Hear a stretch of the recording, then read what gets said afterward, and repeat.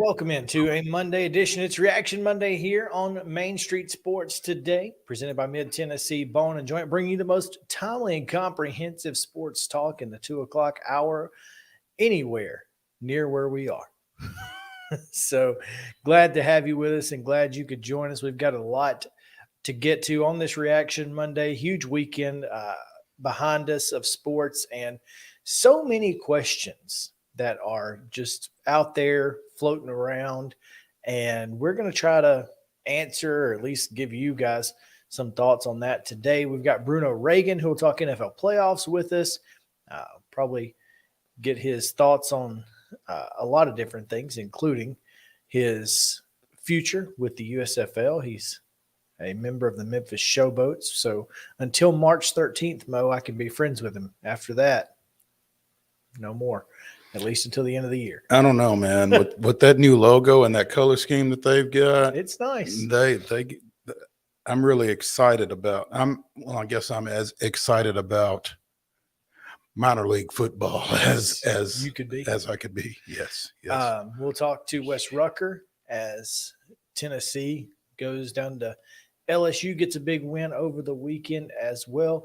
Maybe get his thoughts on how the Vols did in the transfer portal on the football side.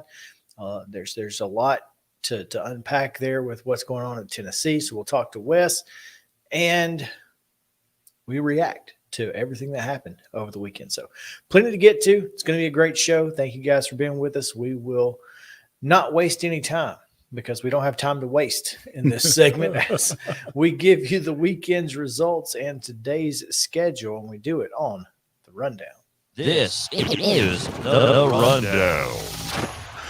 The Monday Rundown is brought to you by Zion Christian Academy. ZCA offers a faith-based, Christ-centered education in Murray County. Give them a call today at 931-388-5831 or visit zioneagles.org to schedule your appointment today. Zion Christian Academy, prepared for college, equipped for purpose. Mo, today you are an anonymous pumpkin. It's not even an animal today. You're a fruit, I guess. It's getting a little personal. That's so good.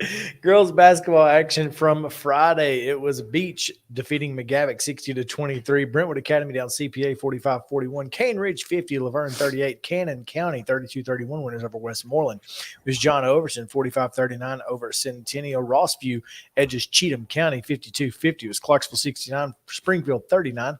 Clarksville Academy downs Davidson Academy 66-47. It was West Creek 49, Clarksville Northeast 28, and Northwest a big winner over Kenwood 75-22. Cookeville 41, Blackman 37. Dixon County 66, Henry County 63. It was Huntland 56, Eagleville 44, East Robertson 72, STEM Academy 4. Yeah. Ensworth, Downs Father Ryan 35-20. Ezo Harding, a 46-40 winner over Nashville Christian. It was Frank Hughes 56, Zion Christian 22. Independence, Downs Franklin 46-27. Columbia Academy 52, Franklin Road Academy 33. DCA 51-27 over Friendship Christian. Gallatin, Downs Hendersonville 62-40 in Sumner County play. Summertown 75, Giles County 31, and Hume-Fogg 52-14 winners over Glencliff. Green Hill doubles up Wilson Central 54-27. It was Harpeth Hall 50, Lipscomb Academy 41. Hillsborough with a 46-44 win over Brentwood. Hillwood defeated Martin Luther King 54-32. It was Station Camp 61, Hunters Lane 21. Loretto with a 90-30 win over Lewis County. Lincoln County down Spring Hill 71-24. Murfreesboro Central 66, Maplewood 43. Lawrence County 61, Marshall County 34. Middle Tennessee Christian with a 45-31 win over Providence Christian. Liberty Creek defeated Montgomery Central 69-30. Lebanon with the 56-43 win over Mount Juliet. Good Pasture defeated Mount Juliet Christian 57-15. Mount Pleasant with the 42-37 win over Riverside Christian. Nolensville defeated Columbia Central 43-35. Portland 49, Greenbrier 35. Richland with a 66-30 win over visiting Culleoka. Siegel defeated Riverdale 50-24. Oakland 50, Rockvale 41. Collinwood with a 52-35 win over Santa Fe. Smith County defeated Watertown 43-30. Pope Prep 58. St. Cecilia Academy 56. Sounds like a good one. Stewart's Creek 68, Smyrna 30. Summit defeated Ravenwood 52-45. It was Sycamore 56, Fairview 32. Trousdale County with a 55-37 win over Joe Burns. Page defeated Tullahoma 48-40. Franklin Grace 64, University School of Nashville 36. Wayne County with an 86-26 win over Hampshire. Creekwood defeated White House 69-34 and Harpeth 45, White House Heritage 23.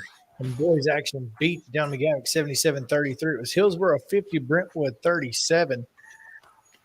Brentwood Academy, a 75-48 winner over CPA. It was Cane Ridge 72, Laverne 69, Cannon County 54, Westmoreland 53, Centennial Downs, John Overton 73-43, Rossview 77, Cheatham County 58, Springfield 66-53 over Clarksville Academy 66-59 over Davidson Academy, big win there. Northeast with a 63-59 win over West Creek, and Henry County triple digits 102 with 76 winners over Dixon County. It was Huntland 67, Eagleville 49, East Robertson 68-39 winners over STEM Academy. Ensworth 51, Father Ryan 44, Nashville Christian 83, Ezo Harding 65, Frank Hughes Downtown Christian 61-48, Independence.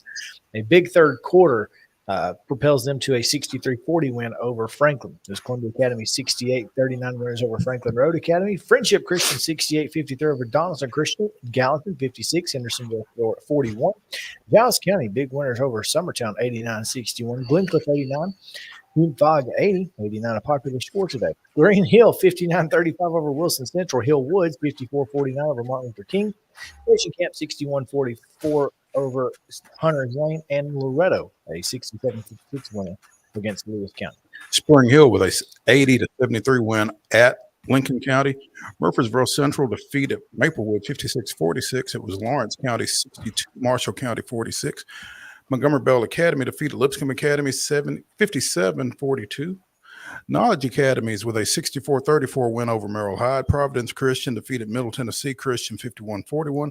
Liberty Creek 44, Montgomery Central 42, Lebanon 62, Mount Juliet 58, Good Pasture 89, Mount Juliet Christian 19, Mount Pleasant 70, Riverside Christian 19, Nolensville defeated Columbia Central 56-50, Portland with a 54-52 win over Greenbrier, Richland defeated Culleoka 72-38, it was Siegel 64, Riverdale 50, Oakland with a 65-60 win over Rockvale, Santa Fe defeated Collinwood 61-34, Smith County defeated Watertown 49-33, it was Stewart's Creek 82, Smyrna 75, East Nashville with an 82-53 win over Stratford.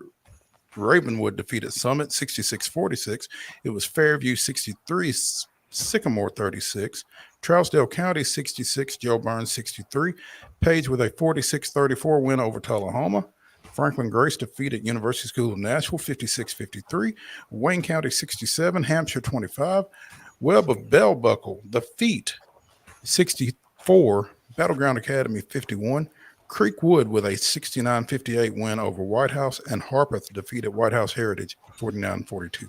On Saturday, Columbia Academy's girls with an 80-18 win over Franklin Christian. It was Livingston Academy, and girls play 58-46 over Creekwood. Dyer County down Clarksville Northwest 60-40. Rockville 65, Cane Ridge 44.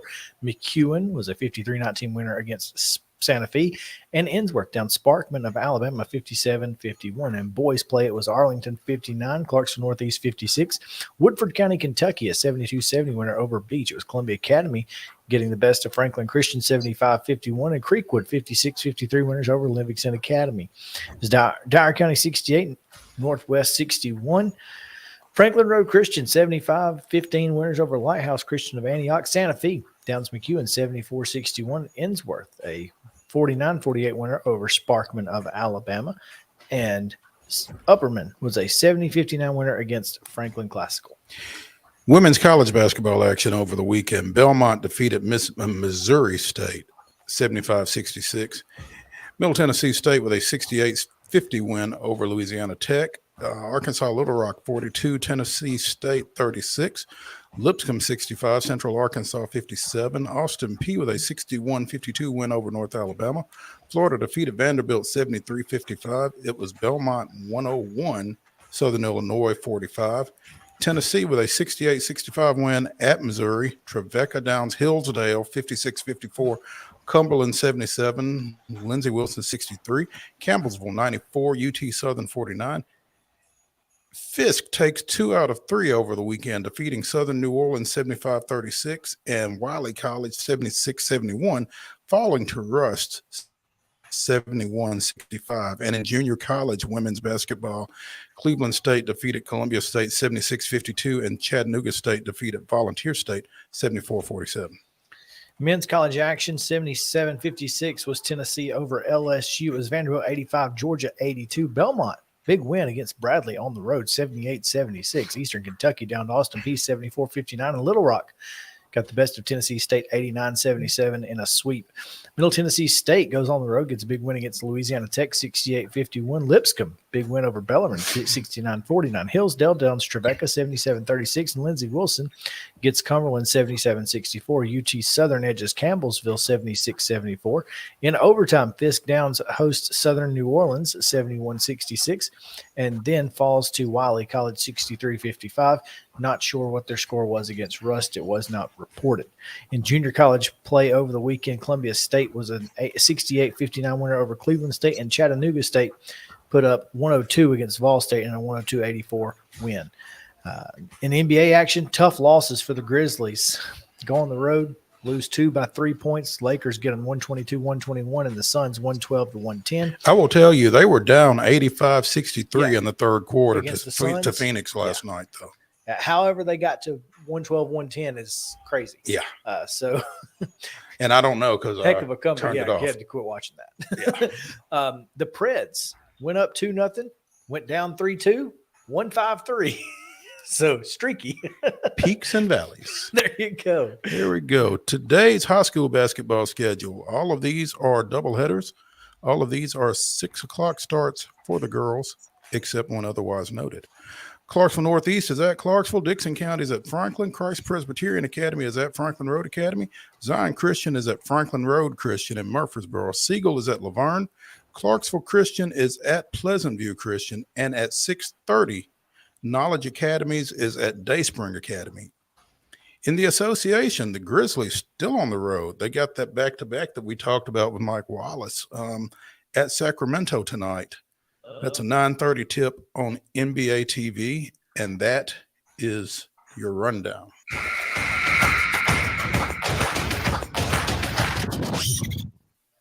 We actually got through that one pretty quick. Not going to lie. No, So my mouth is dry. I feel you. I feel you. Top story today coming from the transfer portal, as former Vanderbilt quarterback Mike Wright has made a decision on where he will play the remainder of his eligibility, or at least for the next year. Okay, so he'll You- play He will play next year at Mississippi State. We'll see about 24 on down the road. later. Yeah. Oh man, Well, as of right now, he will play his 23 season at yeah, Mississippi State. who knows? What happens after spring training? Spring practice? Let me ask you a question. Hmm. And you said this, why Mississippi State over Vanderbilt? I'm curious where the original post came from.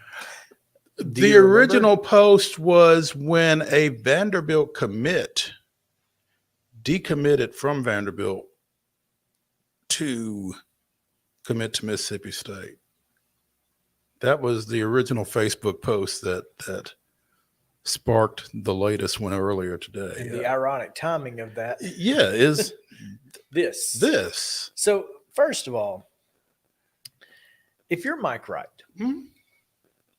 you don't feel like you're going to play over AJ Swan, despite the fact that you won twice as many games as he did last year as the quarterback at Vanderbilt. Hmm? But if you don't feel like you're going to play over AJ Swan, what makes you think you're going to play over Will Rogers? Who started every game for the past At least 2 years. 2 years for sure, maybe 3 at Mississippi State.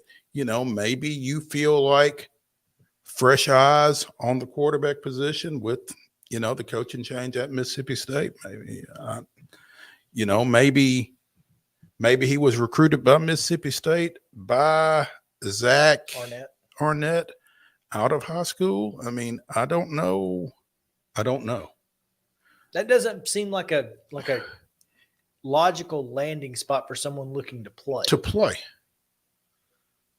But now, You know where I think he would have been a superstar? Florida, Auburn.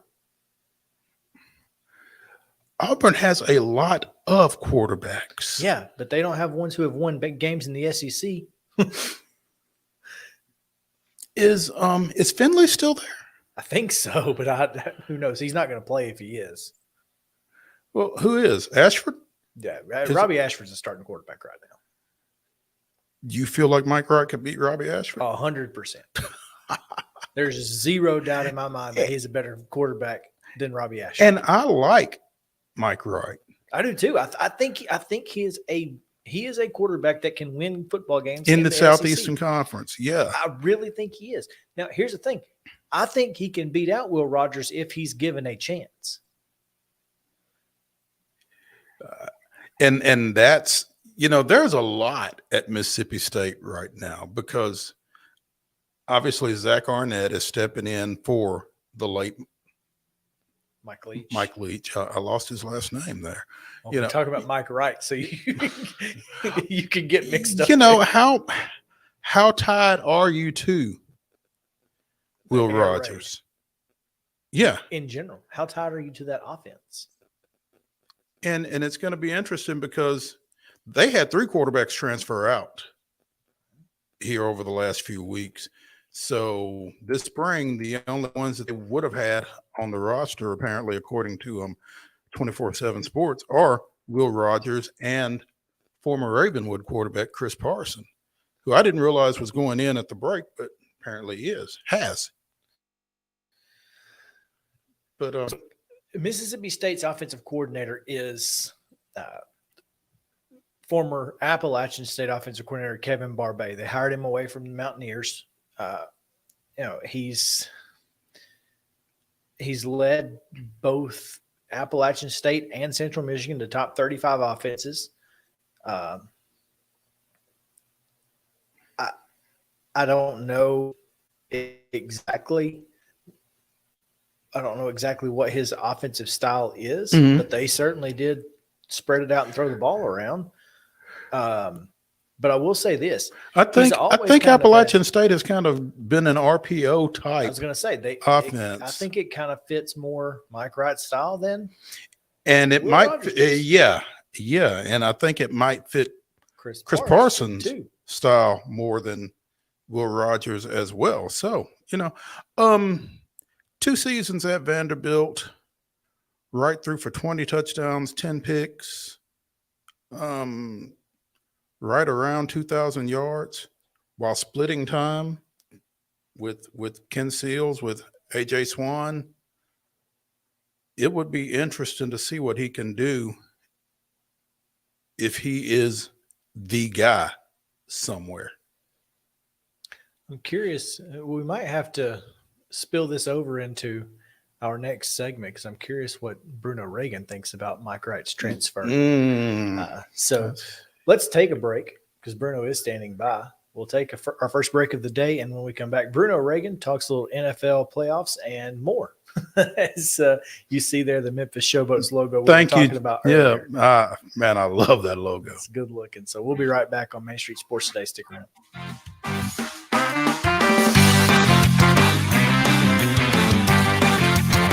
Mid-Tennessee Bone and Joint treats your orthopedic injuries and existing conditions. Our trained physicians will get you back in the game faster. Contact us at 931-381-2663 or www.mtbj.net.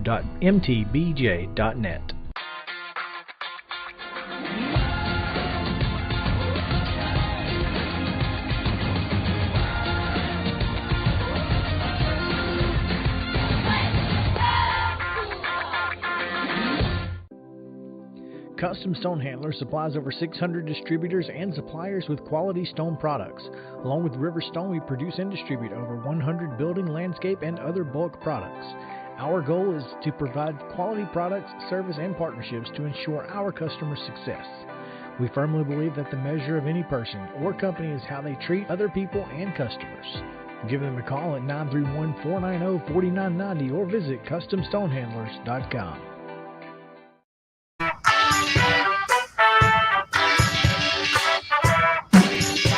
Welcome back in Main Street Sports Days, presented by Mid-Tennessee Bone and Joint. We welcome in our first guest of the week, the former Tampa Bay Bandit and now Memphis Showboat, Bruno Reagan, but also former Vanderbilt offensive lineman as well. Bruno, welcome in. Whoa. Former high school state wrestling champion at Clarksville High School as well. Yes, sir. What's up, guys? Yes, sir. What's going on, man? Appreciate you taking some time with us this afternoon. Before your show, we're getting you warmed up, I guess. First of all, tell folks about your show. Let's get that out. Yeah, so I do a show at Nashville Sports Radio, WNSR 560 AM 95.9 FM in the Nashville area with the host Zach Williams. He got me into the game when I came out of the XFL, and we've been doing a show 4 to 6 for about a year and a half now. I think we're getting close to 2. So I'll be on air for about another month, and then you guys said I'll ship out for Memphis, not too far from me, but play some football. Well, we were calling for the Titans to bring you in for reinforcements back this fall when things were so bad up front for them, but apparently they didn't get our message, and that's unfortunate. But wanted to pick your brain, Bruno, coming out of the I guess this is the divisional round for the NFL playoffs. It just got over with. We're heading into conference championships next weekend. Anything jump out at you other than Mahomes's heroic performance on that ankle? Well, the biggest surprise for me right now is the Bengals, and the Bills were kind of crowned super early, so I was worried it was going to get to their head, and I wouldn't even say it got to the head. They just got outplayed by a team that's drafted extremely well with young talent that, for lack of a better term, the Bengals roster it's so good it's unsustainable. These guys are going to all come up on their second contracts, and it's kind of going to blow up unless they can, replace that with more draft performances, but it's going to be hard with how well they're finishing. The Cowboys, I was hoping for an NFC Cowboys-Giants championship just because I don't know what to think of anybody in that division, really. Is Brock Purdy the guy? He was the first 7th rounder to start in a divisional game.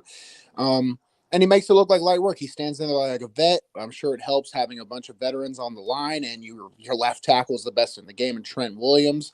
So my power rankings in my head, I have it. Number 1 is the Bengals. And this is a post-Patrick Mahomes injury. It'd be different if he wasn't injured. But number 1 for me are the Bengals, and 2 are the Eagles. I still have the Chiefs at 3rd just because their offense seems just so seamless. If you leave Travis Kelce open on like just the quick curl for 3 yards, he'll turn into 4. It just seems like such a cheat code. And if San Francisco, it feels weird having them at 4. I just don't know what to think of them because you look at who they played in Seattle and Geno Smith, how really tough of a competition was that. And the Cowboys, which Dak, let's face it, it looks like he's one of the guys aging out already. He's only like 27, 28. So that's kind of where my beat is on the playoff right now. You say Cincinnati, and I just can't get out of my head that first round game or the divisional game that they played a year ago against the Titans where Joe Burrow got hit like a piñata and they still managed to win that ball game. I mean, how much have they improved up front for all of the talent that they have on that team? Well, really, their up front is better. They perform statistically better, but it's a lot of the same old, same old. They're kind of I think there's a lot of ways you can win in this league, and the only way people kind of mirror things is how it's when you look at the Titans issues. Titans have a bad O-line, right? But the Titans also had a bad everything, so there wasn't good. The people will look at the Bengals and they'll say, okay, if you build strong, if you invest in just strong skill talent, you can really undermine the line and still win. People look at the Bengals and say that. People look at the Eagles and they'll say you invest in an all-pro line. I think they have 3 all-pro players on their line, and the other 2 are no slouches either.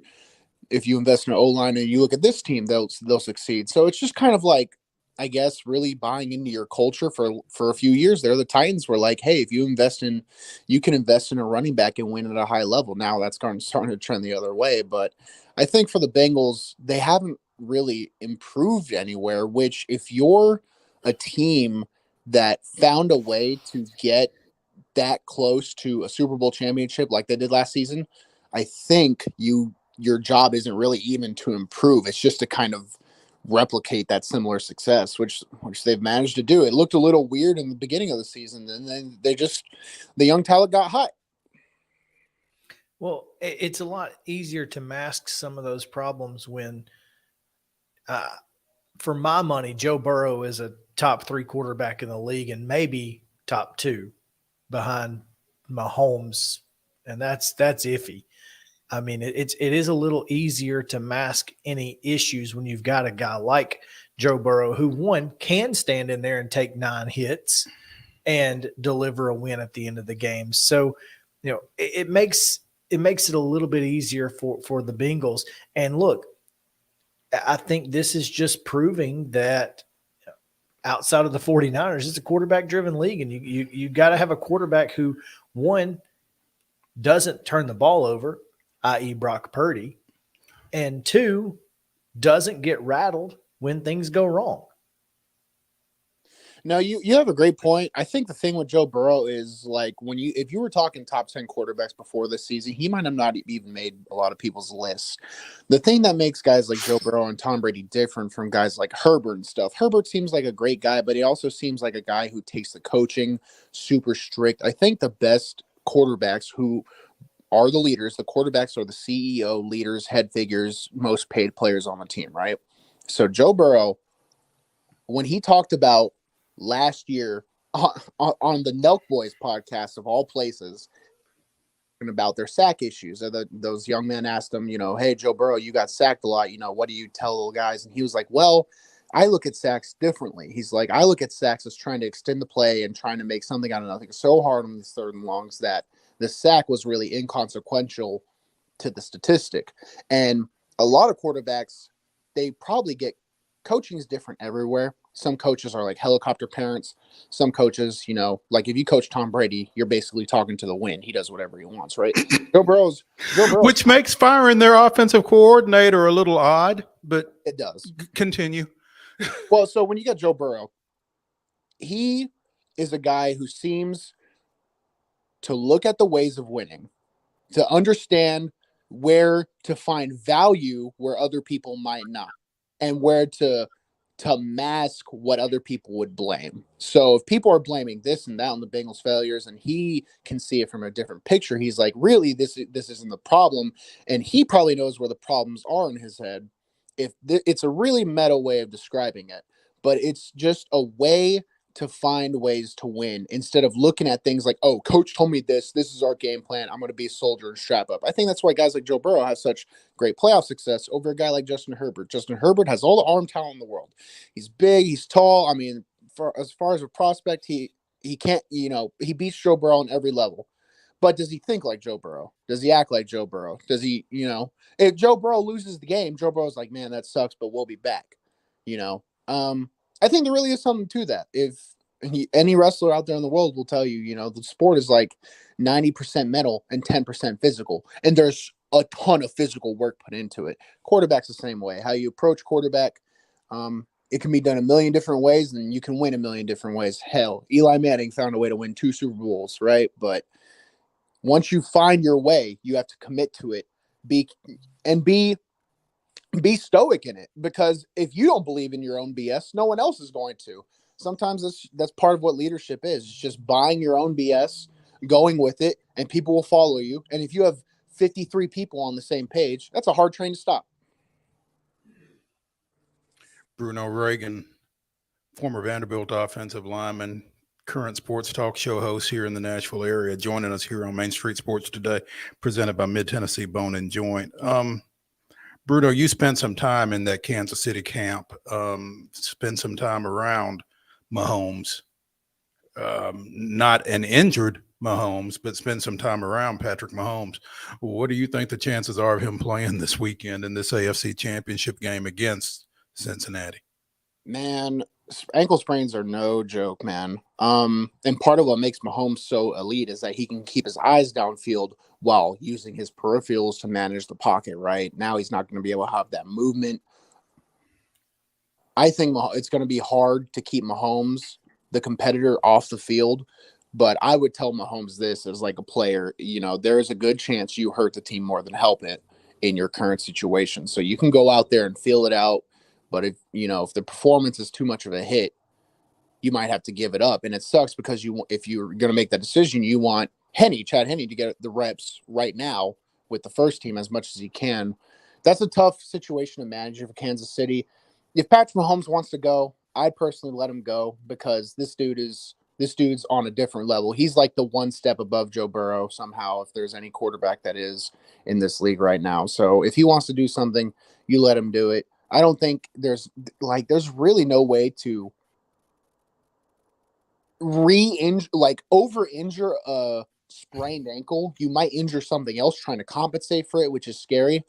But if I'm anybody on the Chiefs, I tell Pat, if you're going to go out there, do your best, but just don't get hurt anymore. Like, this is a long game. The Chiefs will be back in the playoffs. They'll be there every year if they want to. So think about your future. It's funny that you say that, because I guess it was last week when somebody asked Joe Burrow what the Bengals postseason window was, championship window was, and he said, as long as I'm here, which you love to hear that. A lot of athletes aren't that brash about it, but that's just so in character with him. Looking at the NFC for a second, and this whole Brock Purdy thing is just fascinating to watch unfold. I mean, I don't know if they're winning in spite of him or if they're winning because of him, because, I mean, he's making plays. He's certainly not going out there and being the classic game manager. He's making plays. Yeah, I love that word. That's a fancy word for someone who sucks but can manage to win. It's clear that Brock Purdy doesn't suck. The thing with Brock Purdy, we're starting to get into this weird idealistic world of the National Football League that exists with player value. When you are drafted or in that spring that you're coming out into the NFL, you make that jump, you are assigned a value. Trey Lance was assigned a value, and Brock Purdy was assigned a value. Brock Purdy's value was nicknamed Mr. Irrelevant, and Trey Lance was the product of 3 trades that bring the Niners to pick 3 to get him, right? If you watch Trey Lance play with the film we have now, it's hard to believe that he could lead a team this early in his career to a conference championship. The Niners have been there. I get it. And not a lot of people, to this day, not a lot of people even know what to think of Jimmy G. Then you bring in Trey Lance, and now you have Brock Purdy. This is like the trifecta of what the hell is going on at the quarterback position, or is that They won games with Nick Mullins and Mhm. dude from Spring Hills kid. What's his name? Oh, CJ CJ Beathard last Beathard. year. Yeah. Yeah. So we're going to get into this world where, however, the 49ers end, whether it's with Lombardi or it could be, just short of an NFC championship, how are they going to approach the next season? How are they going to approach the Trey Lance situation? Or are they just going to rock with Brock Purdy, which at the end of the day doesn't seem like a bad idea because the cat is making $700K a year for the next 4 years. I mean, the way he was drafted, he probably doesn't even have a fifth year clause in his contract. So, yeah, that's for the big boys that get paid a lot of money to decide. If that was me, I think this young man has shown a lot of promise, and I would rock with him essentially until the wheels fall off. That's where my head would be at. But you have an entire offseason to think about that. I know they were talking Jimmy G. If he gets hurt, he'd be back and available. I don't even know what. Like that would be malpractice to put him in at this point. You just kind of got to go with what's rolling, and Brock Purdy's rolling. Now, if they get blown out 40-0 by the Eagles, which a lot of people like, I'm thinking every week, okay, the Brock Purdy train's going to end. The Brock Purdy train's going to end, but it doesn't. So is this cat the next Tom Brady? A lot of people are hesitant to crown people that because that's the only 6th rounder or 7th rounder we've seen work out in a long-term find, I guess, in the National Football League. But yeah, it's going to be interesting to see how they handle it because a lot of Titans fans are making these, assumptions that now we have Rand Carthon, we're going to get Trey Lance, and I don't know. We'll see. I've been wrong about a million things because this league is one of the craziest things you'll ever get to cover.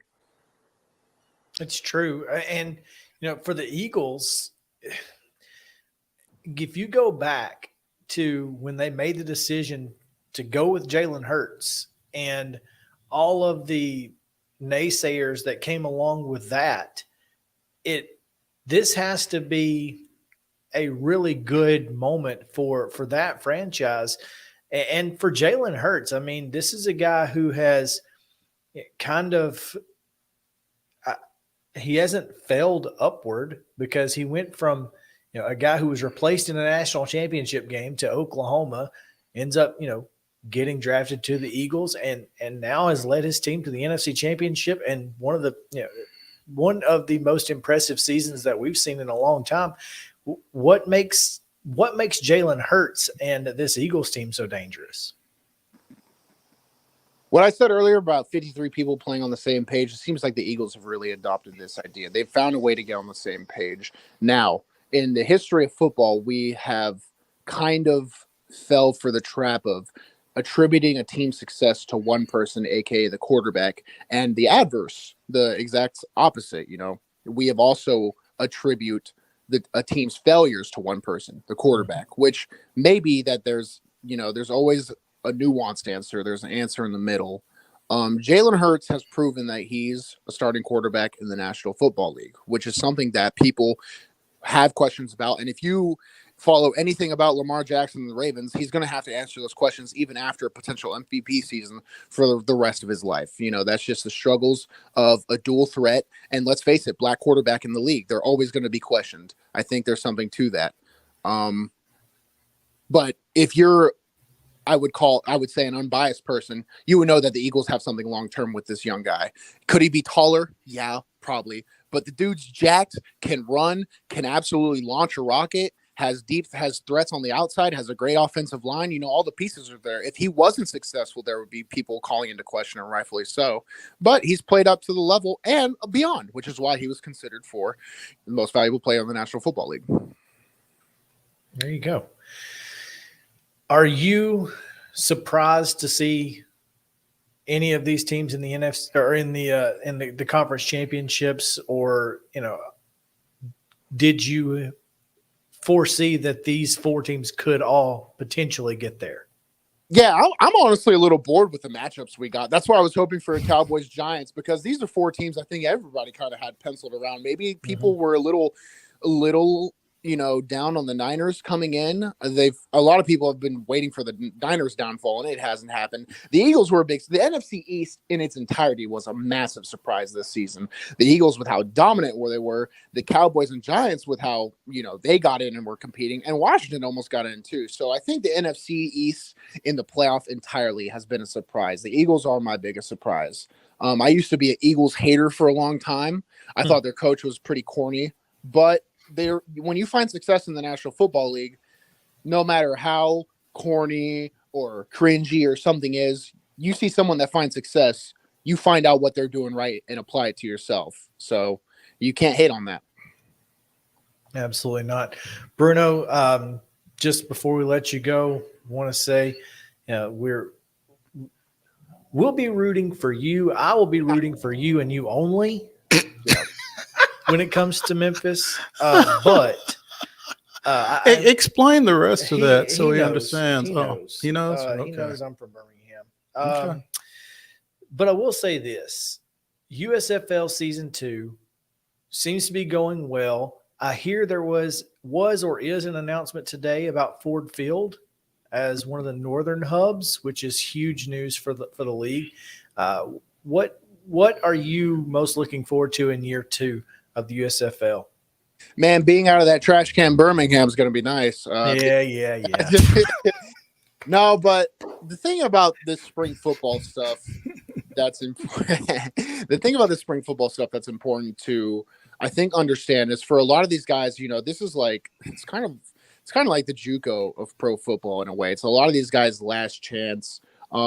It's every year could be my last chance to even suit it up, which you find out a lot about yourself as a young man going through this process. So every single year I go out there and I play spring football, it's always an extremely formative experience. And it's so much so that I get addicted to it. I would look at when I was in college, I would look at people who were on the outside of the NFL looking in and trying to prolong that dream to 27, 28 years old. And I was like, wow, they're losing time on their careers.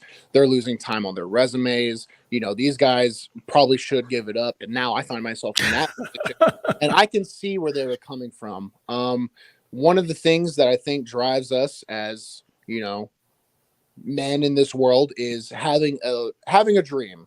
And even though the NFL on a realistic standpoint has kind of eclipsed my time in football, I still wake up a lot more passionate when I have football to look forward to. So I try to prolong that as long as I can. And whenever that ending comes, that's when I'll deal with it.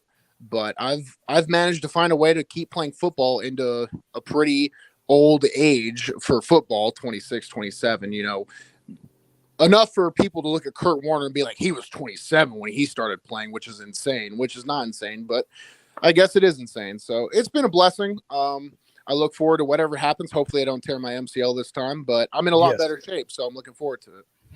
Well, the great thing for you, Bruno, is you are continuing to enhance your resume at the same time. Again, sports talk show host with WNSR. He's on from 4 to 6. You can find him at 560 AM and 95.9 FM. So yeah, it's been great. So I appreciate you guys having me on. Oh, absolutely. And once you guys get done listening to us, be sure and check out Bruno. He's got tons of great thoughts and has for a long time. So Bruno, we appreciate you taking some time with us this afternoon. I appreciate it. I got some bad thoughts too, so try not to get too mad about those ones. All right. Got to keep it interesting. Keep it interesting. Thanks, man. Have a good one, guys. All right, we're going to take a break here. When we come back, we react to the weekend of sports. Shannon Sharp tried to fight the entire Grizzlies. Vandy basketball gets a win. Kansas goes down. We talk about again. We talk about that. And some AP poll reactions and thoughts. All of that coming your way right here on Main Street Sports Today, presented by Mid-Tennessee Bone and Joint. Stick around.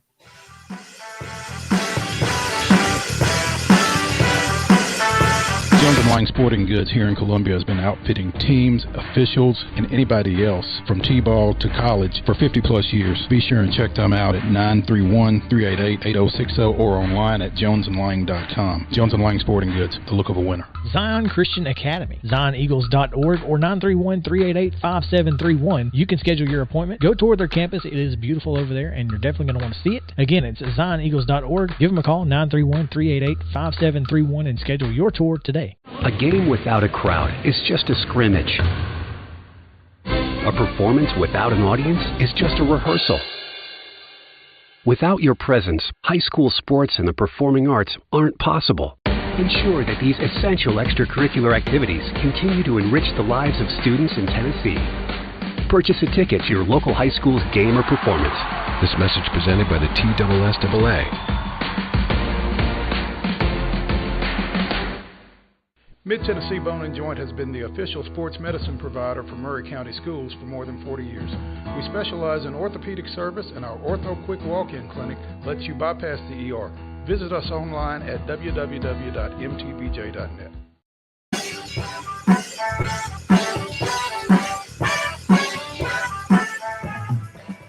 Welcome back in. Main Street Sports Today is presented by Mid-Tennessee Bone and Joint.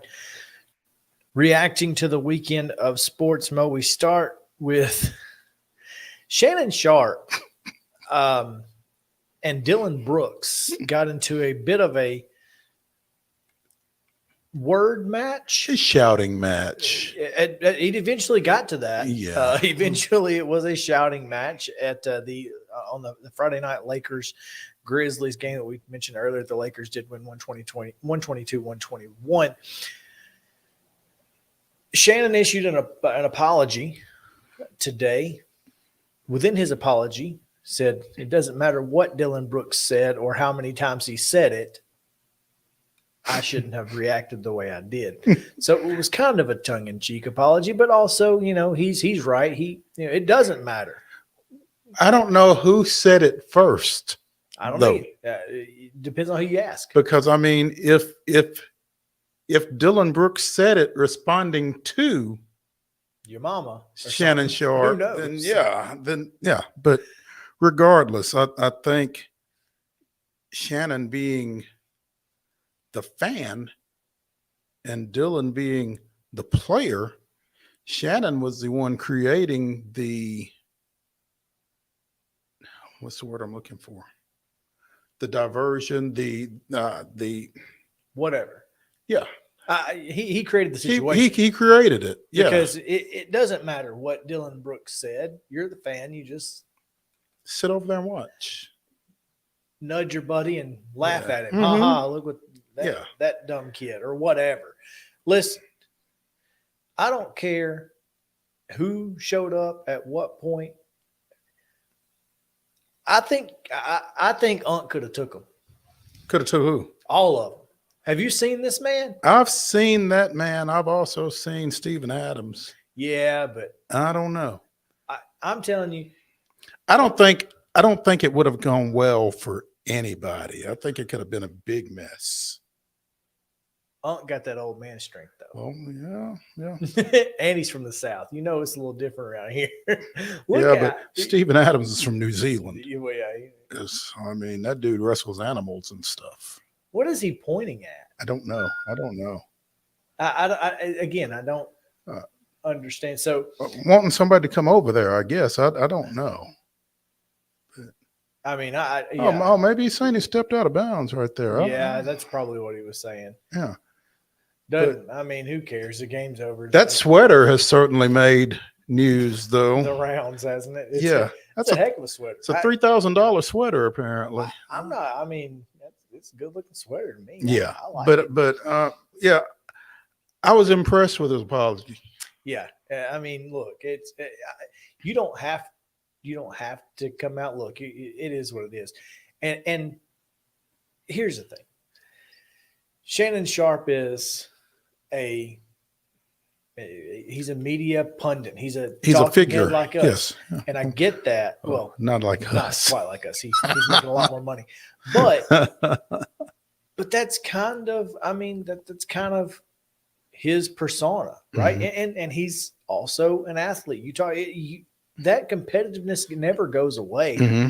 And if you're there in a rooting interest and you're, it just doesn't go away. You can't just turn it off. And it's really hard. I mean, I've been in the stands at a game frustrated at something that happened on the court. Just so happened he happened to be on the front row.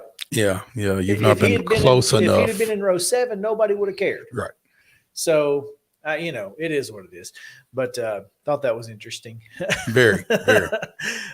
Vanderbilt, big win down at Georgia. What, 85, 82? 85-82 Yeah. on the road. Just kind of someone mentioned this. A Vanderbilt fan said, if Jerry Stackhouse didn't treat the first 2 months of the season like practice, they might have a chance to, make some noise and potentially get into some postseason bids. And I don't think they're wrong. I mean, I know that you have to take at least some time to figure out what rotation is going to work best for you. But, clearly he figured it out. He's figured something out At what point did he despite figure it out? though? despite being without Liam Robbins.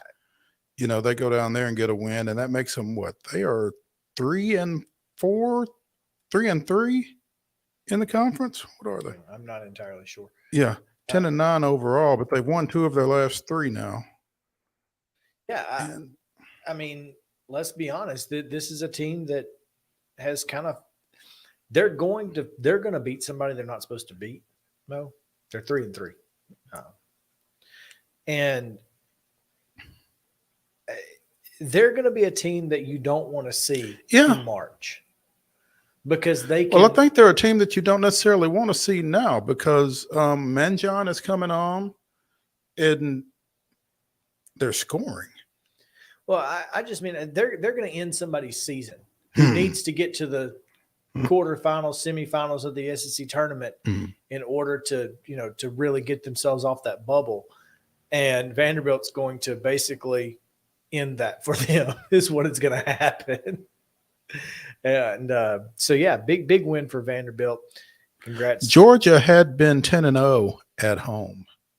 Wow. It's an impressive win. It really is. I mean, and look, this weekend was a crazy weekend. Temple, unranked, takes down Houston. Again, Kansas falls again. Who else was it? I'm beginning to think that at this point, maybe Kansas losing isn't a big deal. Which is unfortunate for Tennessee. I mean, yeah. Folks still think that Kansas is that 4th 1 seed, which I think is ridiculous. I don't know how. And I have reached out to a bracketologist to see if we can try to get some clarity on that. Answer that question, particularly if that's the only question I ask him. I just want to know what the deal is. It's going to be a heck of a segment. I got one question and one question only. You can get out of here. But seriously, I mean, it's crazy. So now Kansas, goes down to TCU. It certainly threw a wrench into the AP poll. Is where I'm getting clearly with this. And the AP poll at the top is something that a lot of people don't want to see. No question. As former LSU football coach Ed Orgeron said, we coming. Because 2 of your top 4 hail from the same conference. And you're right. And one of those, obviously, you've got Alabama at number 2 behind Purdue, who earned 39 first place votes. Purdue, who had to withstand a last-second shot to beat Maryland at home. In West Lafayette? In West Lafayette. Okay. With the big P on the floor. In Mackey Arena. It was certainly Purdue's a home game. And they nearly lost to Maryland. I haven't figured out how Alabama's not the number 1 team in the country right now. I'm just telling you, I have a hard time finding it. I need to know because it's a problem for me. But that's neither here nor there. Here's my point. Purdue, Alabama, Houston, Tennessee. Between now and Alabama's trip to Knoxville, they will certainly be favored in every game. It is highly likely that those two teams will come in top 5. It is possible they could be 1-2.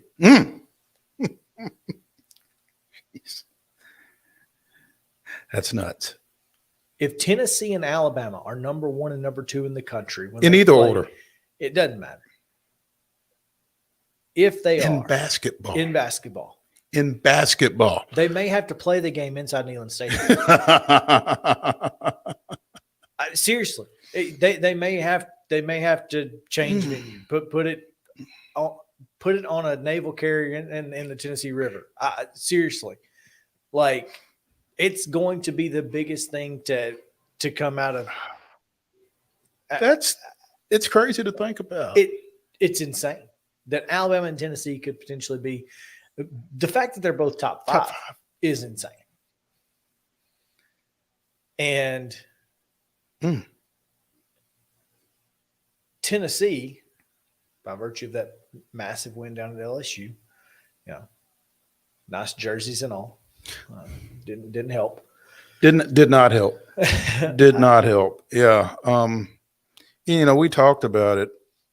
A lot of folks were a little bothered by the way they won at Starkville last week, coming off of that loss at home to Kentucky. And I thought, and I think I said that they needed to go to Baton Rouge and just dominate that game from start to finish. And that's basically what they did. 77-56 final. You see the top 25 there, big dominating win. That's last week. Yeah, that's last week's, Justin. Or no, was it? No, Tennessee's fourth this week, so they were fifth that's on there. Not right. That may have been somebody's ballot. Maybe. And the most encouraging thing to come out of Saturday for UT, JoJo James's performance. I thought he was exactly what you need him to be long term. Yeah. If that makes sense. He needs to be the guy that you can lean on when you need somebody. Well, he's that guy that he can fill a lot of roles for that team. As Bert Bertelkamp said after the game, his fingerprints were all over that ball game, and that's what you need him to be every night. Especially when you have the makeup of the team that Tennessee has with one legitimate point guard. You've got to be able to find places to put other players when Zakai Ziegler does have to come out, if he has to come out. He hasn't shown much signs of needing to come out. He's a fatigue very often. Dan Jane says they will fill TBA and sell tickets for the stadium via the Jumbotron. They absolutely should. Don't you think? Why would you not? I mean, this needs to be shut down the street just like you did for football. It needs to be the biggest party of basketball season. Just like you did for baseball. Yeah, they did shut down the street for baseball to watch. I mean, that didn't work out so well, but it did for football. You look at the rest of the people were there. Didn't necessarily get what they wanted, but they were there. Yeah. You look at the rest of the top 25. Auburn's still at 15 with the same record, by the way, as Tennessee at 16-3. Marquette, Shaka Smart, Coach of the Year, maybe. Guy can still coach at Marquette. Maybe Texas is the problem. Maybe Texas is the problem. I don't know. Although the Longhorns are number 10 in the country, but they did even after winning at West Virginia 69-61. They must have lost at some point last week. I don't know. I really like looking toward the bottom of the top 25. Though. Is my favorite. Yeah, with Charleston in there at 18.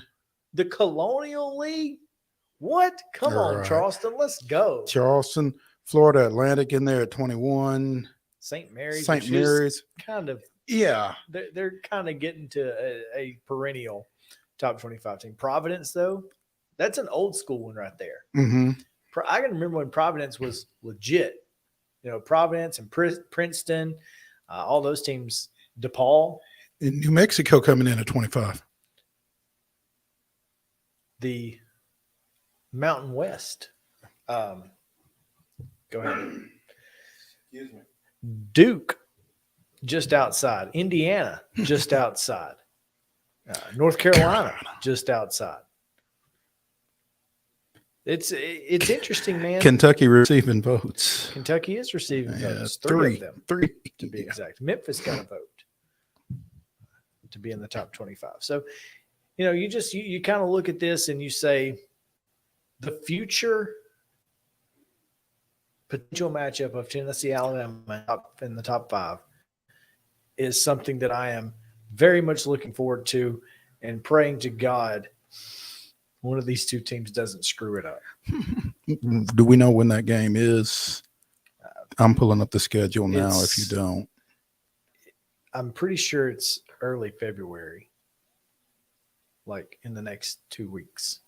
I'm not entirely sure of that. I bet Wes Rucker knows.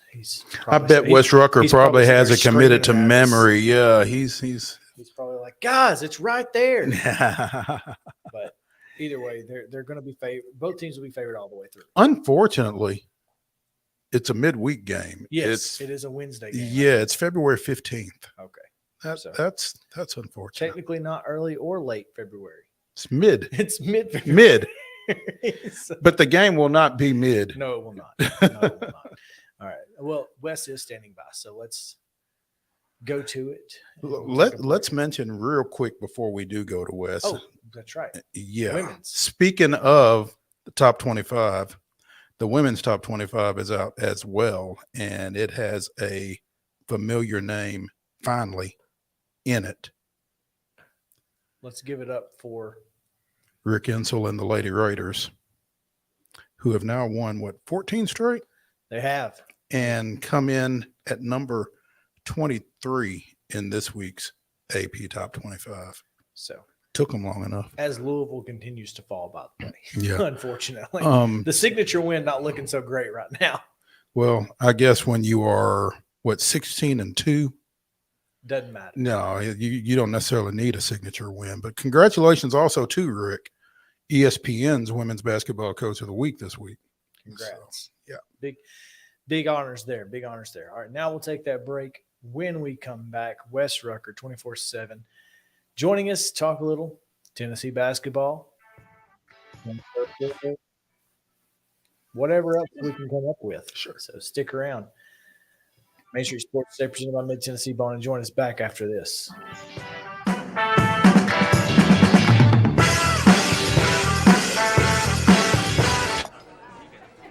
You've been putting back a few, and a few becomes a few too many. For a moment, you think about calling for a ride. Nah, you live nearby. What's the worst that can happen? You get pulled over, your insurance goes up, you lose your license, you total your car, you kill someone. Walmart Supply Chain is hiring in Lebanon. Earn up to $22.25 an hour when you join our new fulfillment center. Enjoy competitive pay and premium perks, including 100% paid college tuition, 401k match, flexible schedules, a free Walmart Plus membership that includes discounts, and free Paramount Plus, paid time off, and so much more. Fulfilling work starts right here. Text JOIN to 240-240. That's JOIN 240-240 to apply now.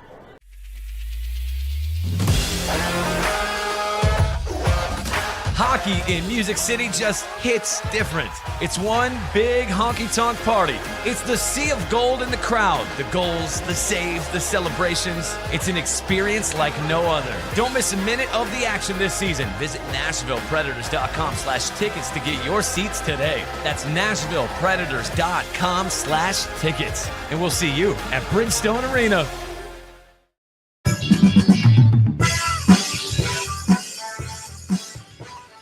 Welcome back in Main Street Sports Today, presented by Mid Tennessee Bone and Joint. Chris Yow and Mo Patton coming to you here live from southern Middle Tennessee in Columbia.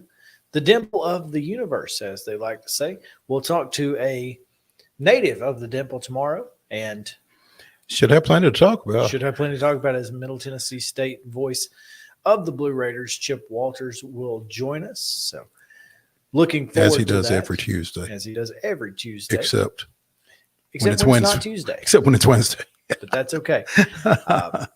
Plenty to talk to him about, of course, and we'll get to Middle Tennessee State tomorrow. But right now we stay with the Vols as 24/7 Sports.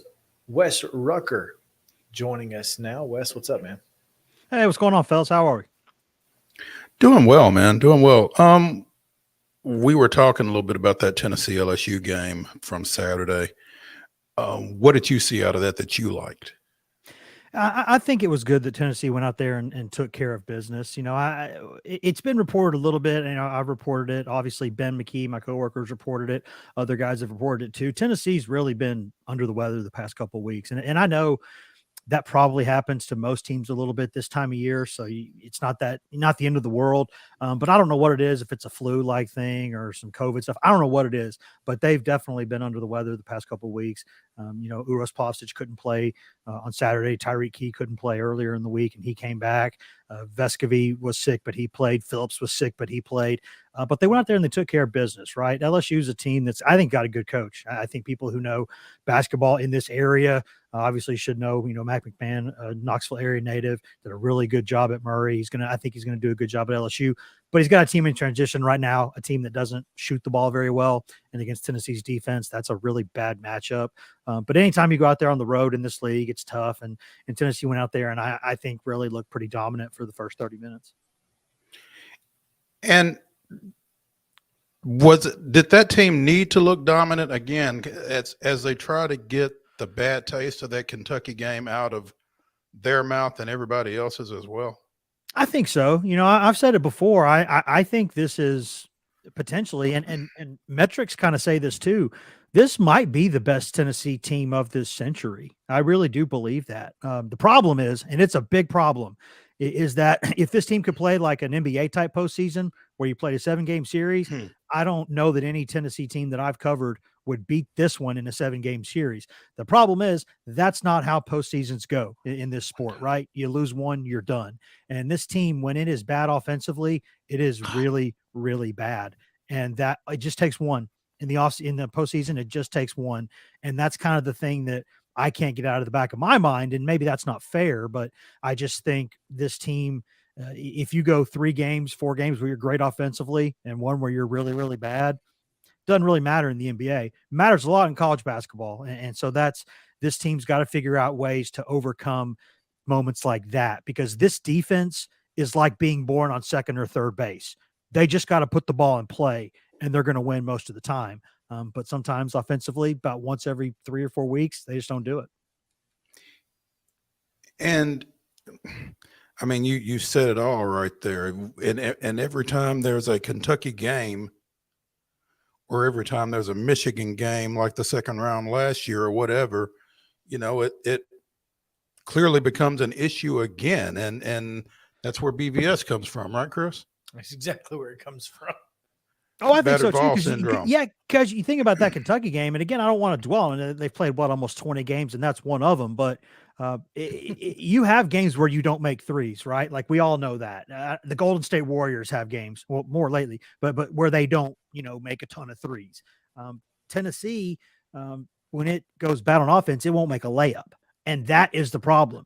Anything that could have gone wrong went wrong against Kentucky, and Tennessee still wins that game comfortably by maybe double digits if it just makes layups. And that's the part that really kind of puts your head in a pretzel, as Cal Naughton Jr. might say, because it just, when it happens, it gets bad. But most of the time, this team, you go out there, it's really hard to beat this team. And I've talked to other coaches, it's a nightmare to scout for this team because it's got 6 or 7 guys who could go off for 20 points. When you face this team, when you face Tennessee, you have to face guard Vescovy for 94 feet. Everywhere he is, you have to be there too. Other than that, you don't know who's going to beat you. So you can't help off too many guys. You can't ignore anybody really. They usually got multiple shooters on the floor. They're really, really hard to defend, but sometimes it just doesn't work.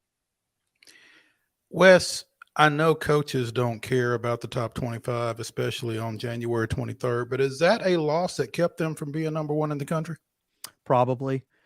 I think when you look at the resumes, I personally would have voted for Alabama this week, number one, if I were a voter this year, but I would have had to think about it with Purdue in there too. I mean, you could make a really good argument for either one, and I don't think it's worth fighting on about it. Honestly, it's like you got pretty good arguments for each one, not the end of the world. But if Tennessee just takes care of business against Kentucky, I think the argument for Tennessee over Purdue is a pretty simple one. If that game goes the way it should, because right now, guys, across the board in all the metrics, right, the KenPoms, the Torviks, all those, Tennessee's number 2. And it's been that way for a while. It's been Houston 1, Tennessee 2, and then for a while it was UConn, and we'll see who it is now. But with the metrics, the analytics, they love this Tennessee team. And the polls have Tennessee 4th, which I don't think is unfair. But, if they win that game against Kentucky, yeah, certainly. Even though they lost to Colorado in a game they shouldn't have lost, they're probably number 1 right now. Yeah. It is what it is. And again, it's January 23rd. Sure. I mean, there's plenty of time. There's plenty of ball to be played. The polls don't come into play at any point when you're doing your bracketology and that kind of thing. But it is something to kind of puff your chest out about. And UT fans love to do that. Anytime you're number 1, you should be, coaches probably are not happy. It probably helps recruiting, but it hurts a lot of other things. Now you're worried about, are your guys too full of themselves? Are they feeling themselves a little bit? You start to worry about those things. But as a fan, yeah, I mean, it's great. Like if you want to put out a power poll that has the Cubs number 1, hell yeah, man, give me that. I'm happy about that. Arsenal's number 1 right now in the Premier League. I love it. Give me all of that. So I get it, for Tennessee fans, like you want to be number 1, that's something you can brag about, but really in basketball, what matters is get a ticket to the dance. Then anybody can win it. That's what it comes down to. You need to get the right bracket. You need to get a little bit of luck. You got to make some shots. How seriously can this team challenge for a number 1 seed? Very seriously. Because when you look at a couple things, one, I've mentioned this before, but their defense is like being born on second or third base. I mean, it really is. Tennessee, to beat most teams, does not even have to be that good offensively. It just has to be okay. If Tennessee keeps playing at this level, I mean, you're looking at it right now. There's a couple guys on the Tennessee defense. There's probably 5 guys that since College Basketball Reference started keeping track of this around the turn of the century, Tennessee's got 5 or 6 guys in the top 100 defensive players in the country since that time. That's how good Tennessee's defense is. It's unbelievably good. But you just got to make shots. And most of the time they'll make enough to win. So yeah, I think there's every chance. I mean, if they just lose a couple games the rest of the season, they got a really good shot, I think, of being a number 1 seed because the metrics, the analytics, the power polls, they love them. When you look at it, when you start breaking it down, like without looking at, the eye test is important. But a lot of times what these committee people do is they fall back on a couple things. One, name brands. We all know that. We'd like not to be the case, but that's the case. And then number 2, if the computer tells them something, most of the time they'll throw their hands up and say, hey guys, this is what the objective data says. And the objective data really, really likes this Tennessee team. So yeah, I think there's every chance that they have a chance to be number 1 seed. It's just, will they stay healthy enough to do that? And will they avoid those pitfalls? Wes Rucker of 24/7 Sports joining us here on Main Street Sports Today, presented by Mid-Tennessee Bone & Joint. Wes, you mentioned name brand. Is Tennessee not becoming one? I think so. In basketball, sure. I mean, it's funny because on one hand, and trust me, every Kentucky fan mentions this with every sentence that comes out of their mouth when they're talking about Tennessee, and I get it. Tennessee's been to 0 Final Fours. There are so many programs in this country that Tennessee is without question a better program than some programs that have been to a Final Four or even a couple Final Fours. The problem is Tennessee's just never broken through and done that. It's kind of like this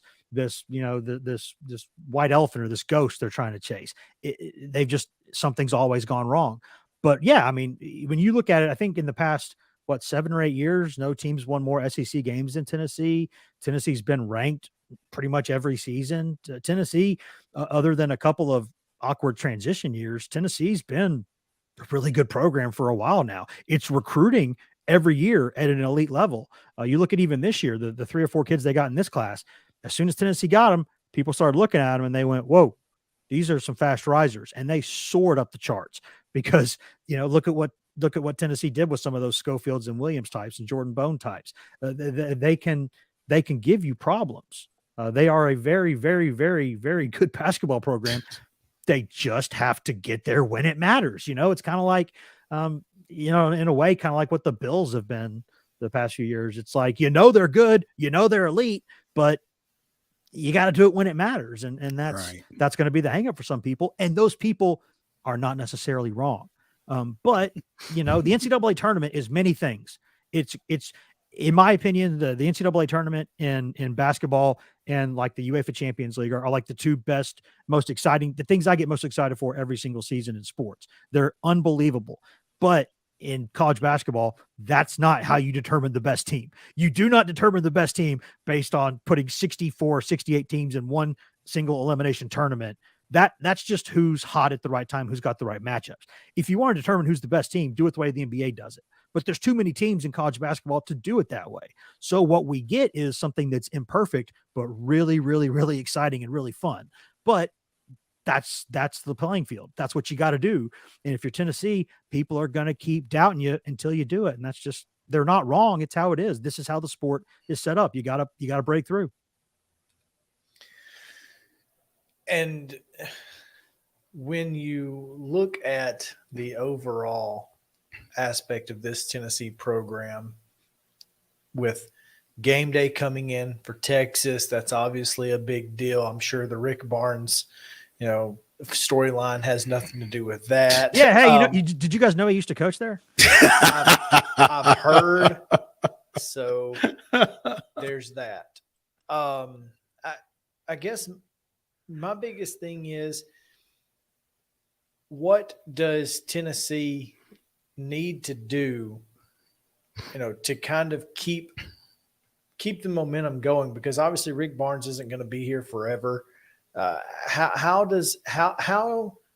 far or how successful do they need to be to keep that momentum after the Barnes era, when Texas and Oklahoma come in, when, that sort of thing? How successful do they have to be over the next few years? It's interesting because I don't know for sure how much longer Barnes wants to coach, but he's told me, I'm pretty sure he's told other people too, he is not even really thought about that because he still feels good. Like he is obsessed with getting guys to be better basketball players. This is, it's basketball coaching. It's kind of what he does, not who he is, but it's also kind of who he is. He just loves, he's a gym rat. He loves basketball. He loves teaching kids basketball. I think he wants to keep coaching for a while. I don't know, that could change at the drop of a hat, but he's in good shape for his age. He's in good shape physically. He's sharp as a tack mentally still. I don't know how much longer he wants to coach. I would imagine for a little while longer. And after that, you're as good as your next hire. It's plain and simple, right? Like you look at what's going on with Duke and UNC right now. You're as good as your next hire. And those guys might end up being really, really good. Obviously, the Heels caught fire last year at the right time and had a hell of a postseason. But, you're as good as the next person that you put in charge of your program. And Alabama's going to figure this out when Saban leaves. It's the same kind of thing, even for that. Like, none of these things are too big to fail. None of them are.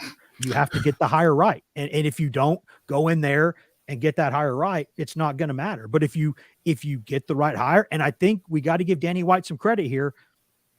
He's doing a really good job with this athletic department right now. The people that he's putting in place are doing really good work. Tennessee right now is ranked in the top 6 in all 3 major men's sports.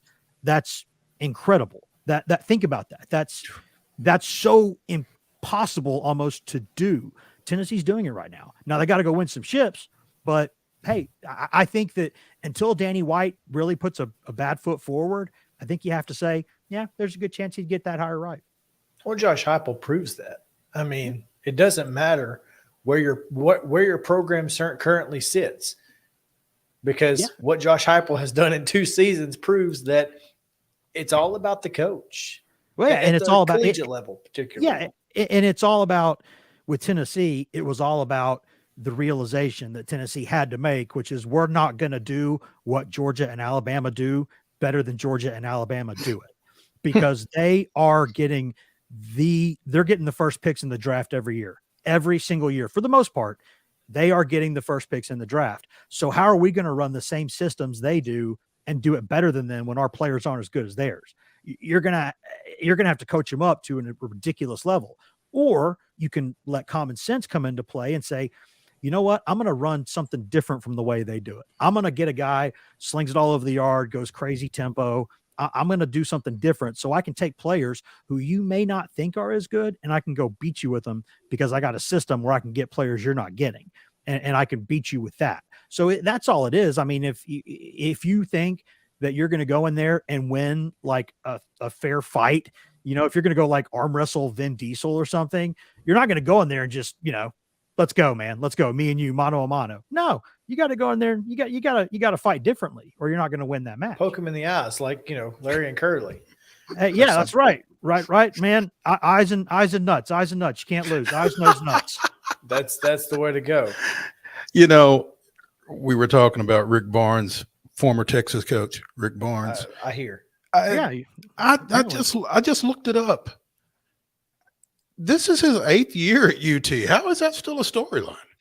It's amazing to me that he looks almost exactly the same as he did in Austin when he got there. No, I mean, just you think about it, usually, and you see this much more so with some football coaches, how quickly, you saw a little bit with Bruce Pearl too, how quickly these guys age. It's like when you look at a president when they go into office, and then you look at him. Of course, now you have to be apparently 130 to be president of the United States.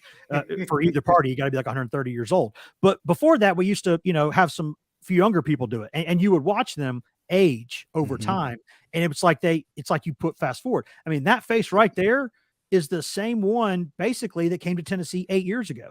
And I think because Barnes has an ability to work-life balance incredibly well. Like he does when he's not coaching, when he steps away, he turns into everybody's favorite uncle again. I mean, he has a way about him. I don't know if it's his faith or if it's just, the way that he's changed. I mean, he used to be wilder when he was young. Now he's not, just takes care of himself. But this guy, I mean, he could keep coaching for a while because he doesn't age. He understands when to turn it on, when to turn it off. And he tells his assistants during the offseason for a couple of weeks at a time, I don't want to see you. If you come in this office and one of the secretaries tells me, I'm going to know about it and I'm not going to be happy with you. Go out, go see your family, go to the beach, go for a hike, get away for a second, go live life. And he understands that. And that's one of the reasons why I think people really, really like working for him.